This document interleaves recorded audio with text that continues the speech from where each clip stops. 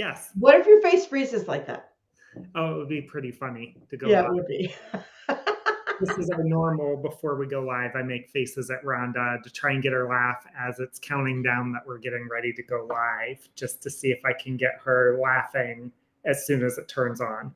That would be pretty funny if my face got stuck like that one of these times, that it just freezes and you see whatever face I'm making at you. Well, it would serve you right from the standpoint of, how when they do you never know what your face is going to look like on the that first shot that is the When they freeze it, I can't think of it. Yeah. So anyway, that so now that we're really focused on why we're here today, okay, maybe not. We're just being ourselves, and anybody who's been with us before knows that we give good content, but we don't do it in a super duper serious um and stoic way. Let's phrase it that way. Anyway, that's a good way to put it. yeah, that's not how we roll, is it? Not at all. No. So today's the title for today is "Don't Get Ahead of Yourself," or maybe I should say, "Don't get ahead of yourself," as opposed to my Midwestern, like run all the words together version. Don't get ahead of yourself in what stage of business you're in. And before we start talking about that, let's say if anybody's with us, please let us know in the chat. We'd love to address any comments or questions you have. You are more than welcome to communicate with us because we love having the feedback of knowing what you're thinking and if where we're going is going in the right direction for what you want to hear about this topic. Yeah. Or if we're going off the rails and you want to pull us back onto the rails, we welcome that as well. And sometimes that happens. This is true. So getting ahead of yourself, I am the queen of that. I have had to learn some really hard lessons from that standpoint, not just in my business as a coach, but also in some entrepreneurial journeys that I had earlier in my life. So there's a question to it, which is what markers are you seeing of your stage of business? Are you seeing the right kinds of markers? And if you get out of the space, for instance, if you're in startup and you're trying to scale, you're really asking for trouble because that's 2 stages ahead. We really don't want to do that. You need to build the foundation as a startup and then grow in the second stage before you get to that scaling stage of making it bigger. Let's design a business that has the potential to be scaled, unless of course you want to be what we call a boutique business, but recognize what kinds of things you need to be doing in the stage of business that you're in. And if you get ahead of yourself, don't be afraid to go back into the stage of business where you really need to be at this point in time. Yeah, because there is nothing worse than building a business on, a shaky foundation, a house of cards, because as more business and things come, houses built on cards tend to fall. Yes, this is not suggested. No, not at all. And I've seen it. I'm sure you've seen it. Yeah. Where you start to get some traction in the business and you start to really scale, but you're not quite ready to scale yet. And usually where I've seen those kind of crash and burn a little bit is missed expectations from customers, not meeting the customer expectations, Right. or the owner just kind of flaming out because it just became so overwhelming so quick. And that doesn't get you where you want to go. It destroys your business, it destroys your brand. You end up in completely the opposite space where you want to be in. Because like you said, you're flaming out. There's a certain level you can function at in this season of your business, in this stage of your business. That's the word I want to use. And getting ahead of yourself can be accidental. Sure. It can be unintentional. It can be somebody brings you something and you think, oh my gosh, this is amazing. Or it can be, if I do this one thing, the heavens will open and I will have the perfect business and it will be so easy that the whole, build it and they will come. Yeah. Yeah. hmm There are so many places where we can really get up, as you were talking about earlier, get off the rails and do things that are not in this season, that we shouldn't be at that space where we are right now. Just pull it back a little bit, be patient, hold your horses, all those words, so that you can actually build a business that's sustainable over time. And sometimes those things, like you said, I think of them as at times they're the shiny diamond, Oh yeah. the opportunity in the marketplace that you see, but you haven't vetted it super well, or you're kind of taking down one path that's been successful and you're trying to branch off and do another path maybe too soon, or the market's not ready, or you're Yeah. at your time. It doesn't mean that these things are bad ideas. Sometimes it's a timing aspect. Right. I talked to a business owner a couple weeks ago who shared that they got tracked down by a bit of a shiny diamond. There was an opportunity in their marketplace. hmm So they invested a bunch of time in this and their team's time, You don't and know anything about that. not at all. And nothing's really materialized from it, Uh-huh. where they still think that there might be a market there, but it's not materializing nearly as quick, and what ended up kind of happening was that their eye was off the ball on the day-to-day stuff, in the business that they were building. This was adjacent to stuff they were building, and just a real opportunity on, how do you best right size those things for where your business is at right now. Right. you know That's a really good point. Yeah. might not be a do it now, maybe it's a do it later, or it stays Yes. on the list, and hmm if the timing's just not quite there. But it's so easy, to get down that path really quickly, and be 5, 6, 7 steps ahead of where you actually are. Or sometimes, Especially, I'm sorry, go ahead. I was going to say, or sometimes you don't even realize that you're that far down the path on something. Yeah, that's so true. And for many people who have the entrepreneurial bent, and not everybody who starts a company has an entrepreneurial bent, but many who do start a company have an entrepreneurial bent. Sure. And so that, oh, here's another idea. Oh, I could do this too. Oh, I could do it. Because, of course, if you're an entrepreneur, you can do all things all at the same time. Yes. Okay, maybe That. not. And for those on the podcast, or maybe just listening, Rhonda rolled her eyes as she was saying that. For those that might join through a different medium. Yes, this is true. I did roll my eyes, but I rolled my eyes because I know this from personal experience. Yeah, we've all had it. Yeah. And so that makes it more challenging from that standpoint, which is one of the reasons why having a community around you who can speak into you, which we talked about last week, I think, is so important, because that helps you to have somebody who can say, is this the best time for this? Yeah. Or is this, like you said, it's not a no, it's a not yet. We're not ready yet for that thing. And if an opportunity for that thing comes along now, but you're not ready for it, can you trust that another opportunity for that thing will come along down the road? Yeah. That's the goal, to be able to trust that. So I was thinking about a couple different ways that this might show up in your business. I had 4 on my list. Some of them I think you'll probably be like, yeah, because actually I remember you talking about working with a client on at least one of these things specifically. So one of them is getting ahead of yourself on where you're going to sell your product, especially with a consumer product that you have to be able to manufacture to to supply to the people you're selling it to. I did this. It was really dumb.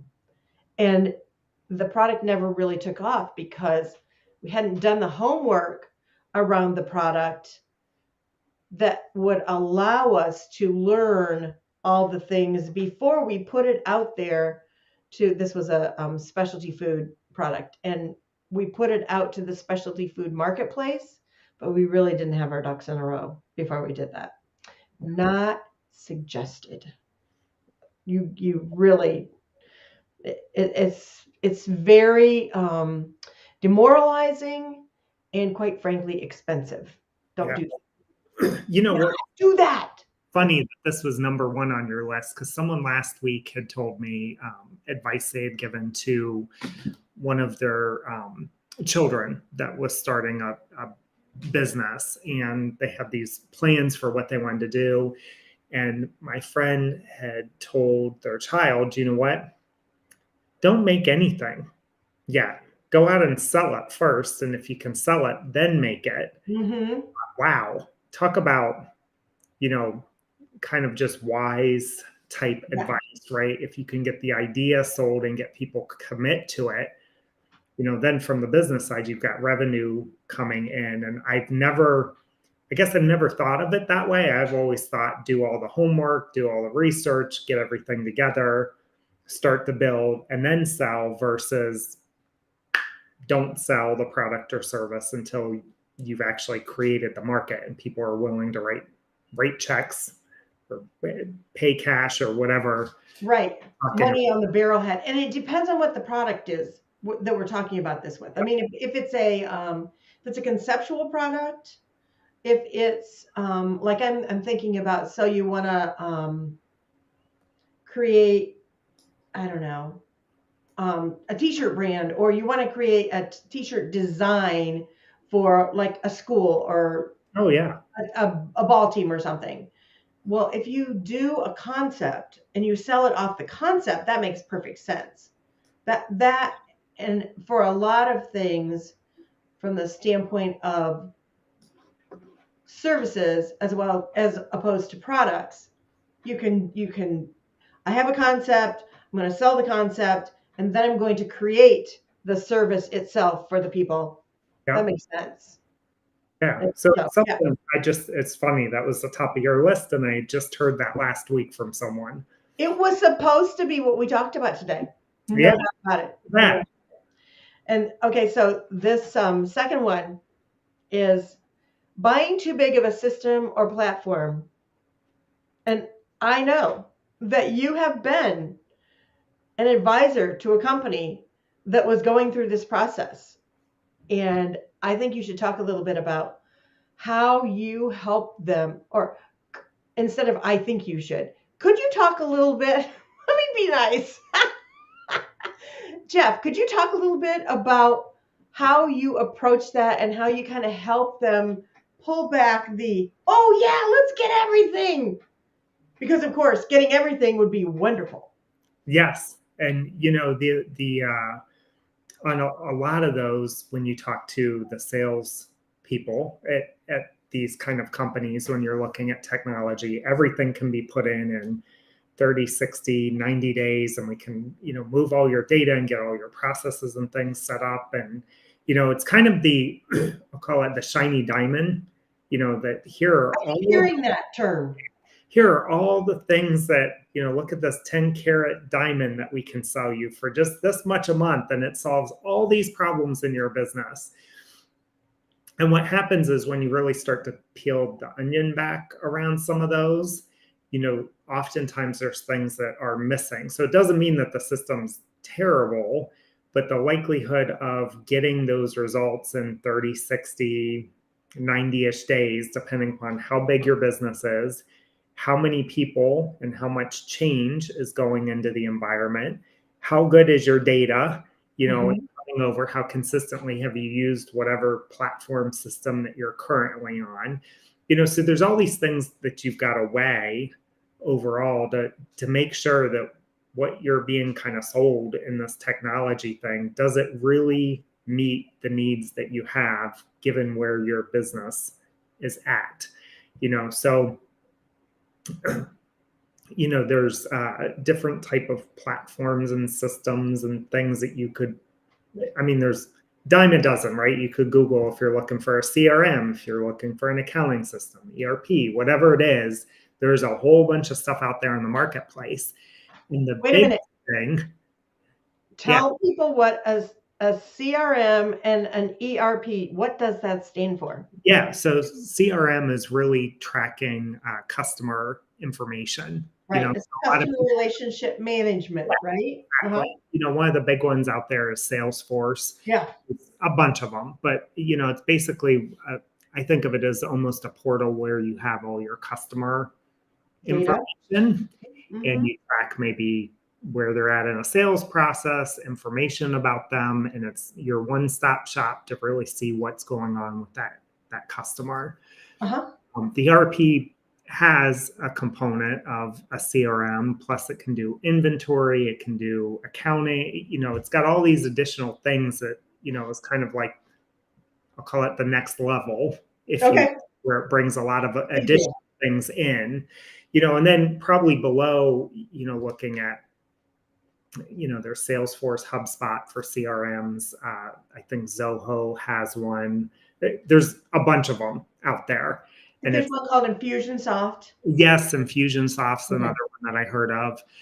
But all of these systems can be great, but what they're not super great at is understanding exactly what your business needs are.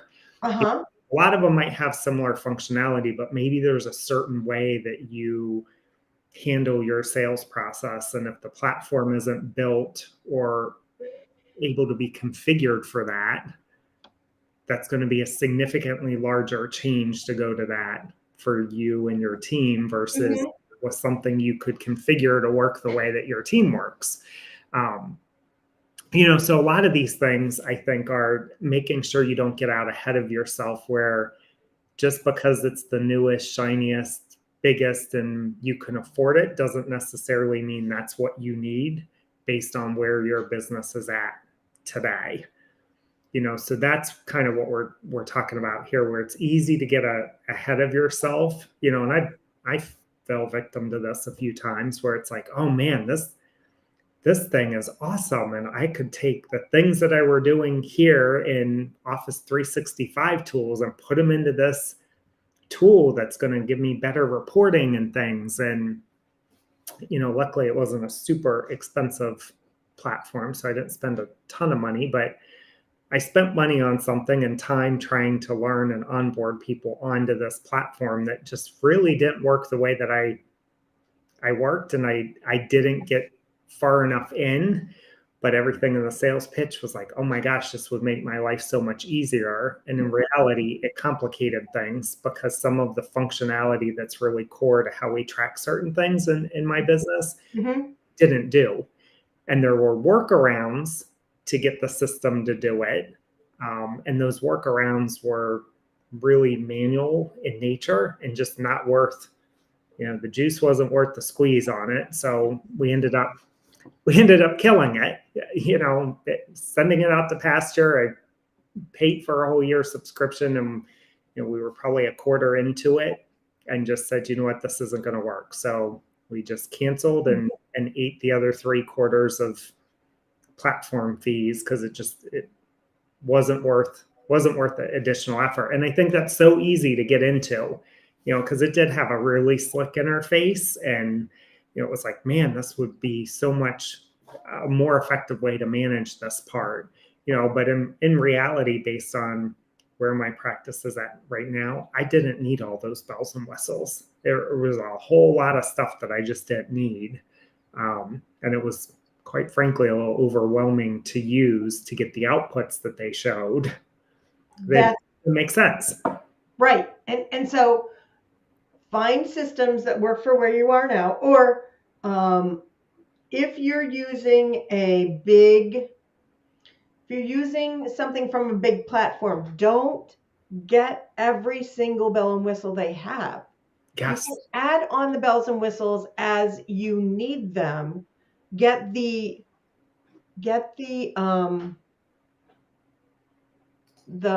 basically the stripped down model Yeah. instead of get the Chevy, not the Tesla. Sorry, Yeah. Chevrolet. Get the base for what you need today, Yeah. and that's it. And don't worry about buying everything. And there is something to say about, if you're in that startup and getting ready to go to the scale phase, thinking to the future, if you were going to make an investment in a tool, could it scale with you? Yeah. Is very different than going out and buying all of the scale right up front if you're still in the startup phase. Yeah, that's really true. So I knew this was going to be one that was going to really resonate with you, Jeff. That I knew that I was going to say that and just let you run. Yep. Good turn, job. turn me loose. Yeah, that's one you're very passionate about as the processes and systems guru, shall we call you. So this one is not, I just want to say, as I'm prefacing this particular possibility as one that Jeff has done an excellent job of not doing, and Rhonda fell prey to it completely and totally. Sucked me right in, hook, line, and sinker. Building an amazing website before working with any clients. I've got to have a great website before I work with clients. Or building the fourth version of your website before you've really worked with very many clients, which that would be moi. Yeah. Anyway. But Jeff, I commend you because you have a website. There's that credibility factor, the social cred of having a website. Yeah. Even if you are a local business that works with local businesses, having that website is a credibility factor. But your website for Spark Evolve is very simple. It communicates what it needs to communicate. It does not have page after page after page on it. It is, here's who I am. Here's how you contact me. If you want to talk, here's how you do it. Yeah. Boom. Done. And that is what's needed. Yeah. So it is super easy to get out ahead of that too. This was what's out there now is actually version 2.0. 1.0 was a lot rougher and had a lot of stuff that just didn't add any value from a customer perspective. Mm-hmm. Talking about what we do and how we do it, not so much about how we solve the customers or clients' challenges or problems. So that was a 2.0. The 1.0 was a lot rougher than that, but it gave the credibility. And 4 years ago, that was not an area that I wanted to spend a bunch of money in to put up, because my thought was it needs to be out there to be credible. Mm-hmm. But I need the flashiest, website for what I'm doing. And, the 2.0 really improved on that. And it's probably needs some additional tweaks in that, because it's been about 3 years since really anything out there has been super touched. But I think it just depends on what season that you're in, right? The majority of my business doesn't come through the website, so it's for me that is an area that I really have an interest in investing in right now. There's other parts of my business I'm investing in. And I think that goes to where you're at and knowing where you get customers from. That's really important. Absolutely. We're not an online business. I mean, we have an online component. We're here doing a live stream. That's pretty online, you could say. But we're not, our goal is not to find all our clients online. And nor is your goal for Spark Evolve to find your clients online. Yep. Mine isn't either. There was a time when I thought that was the case, but for most of us, for most businesses, what we're finding is that online is not as effective as person to person in real life. Yeah. So, not that the online space has no value. That's not what I'm saying at all. But there were so-called gurus out there 5 to 8 to 10 years ago who were trying to sell the fact that you need to be an online business. Don't worry about brick and mortar, be an online business. And during the pandemic, that was probably a pretty good idea for a lot of different businesses to have the ability to have an online presence. Yeah. But there's also the fact that, especially for business to business people, looking people in the eye across the table. Absolutely. And it doesn't mean that I don't get leads from my website on occasion. That's not the primary driver of how things come in. Yeah. So I think that's a great one on not getting ahead of yourself, because it's easy to get sucked into that with, oh man, I could have this really awesome, flashy website that does everything. Now, if you were an online e-commerce business and you were selling products online, you'd probably want to make the investment. That's a different story. So I think it's knowing what your business is, how customers come in, and is it a revenue generating. It doesn't mean that for our businesses, for example, that we couldn't decide to do some more online stuff and invest in that in the future to try to get more leads. It's just not been where either one of us recently has made investments based on how we're doing clients. True. Now, the Inflection Point Hub, that has an online component to it, because it's a different animal than my coaching business and your consulting business. So there you go. And then the fourth thing is trying to scale before your systems can handle it. Oh, this could be a problem. Yeah. Especially, and as the processes and systems guy, we'll just let you speak to that part. Yeah, that one is, there's a bunch of bear traps on that. Wow, journey. Bear traps. Yeah. Bear traps. And I think part of the challenge with that is if people jump in too fast to scale and you don't have good solid processes, what tends to happen is as you're hiring, staffing, people are delivering. So if you're used to, as the owner, doing all that, and now you're being forced to let go of the reins because the demand is so high. I've seen it multiple times where customer experience tends to suffer.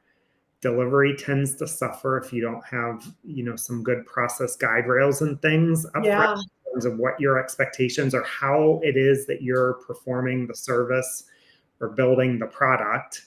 Could relate to quality issues, time service standard issues, maybe setting not great client expectations because the demand that's come in and what used to take you X number of days now takes you 2-3 weeks to deliver.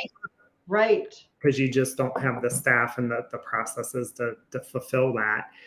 So I think that's it's one of those things that I think is always the last thing that people think about when they're getting ready to shift from kind of that startup to, moving into more of a growth and scale type phase. But it is super, super important. Because there's nothing worse than building a solid brand for however many months, years, and then all of a sudden you start to scale and grow and you can't sustain that brand that you built in the marketplace. And how frustrating is that? Or what I'm thinking about in my head is, you've got your business and you are in the growth phase and things are starting to come together. You're starting to get your standard operating procedures. You've gotten some team members and you're handing things off to them. And then you get the opportunity for a big project, or you get a huge order if it's a product-based business as opposed to a service-based business. And you really want to take this order. You really want to do this job. But do you have the capacity to take it from I have an order to shipping it out the door and having your customer be satisfied with what you're delivering? Is that possible? Yeah, and that's a really key question when you're going from that growth to that scaling is it possible to meet these demands? Because sometimes the pipes that you've built up to that point were a good solid foundation for where you were at, but the pipes need to get bigger. Maybe it was The pictures here. Oh my gosh. a 2-inch diameter drain pipe and you need a 10-inch, based on how That's much. gonna be a problem. Yes. Those can be big issues with, being able to deliver things. So Yeah. This is when you call Jeff.